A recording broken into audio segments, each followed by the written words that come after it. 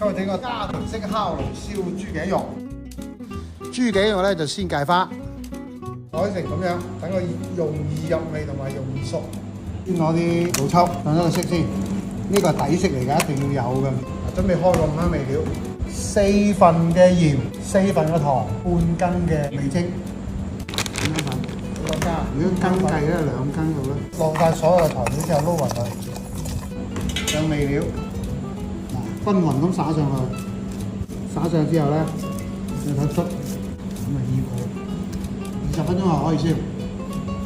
爐溫咧去到係180到200嘅差唔多，咁啊所以咧嗱咁就放落去，家庭式啊嗱咁樣關翻佢，應該係15到18分鐘。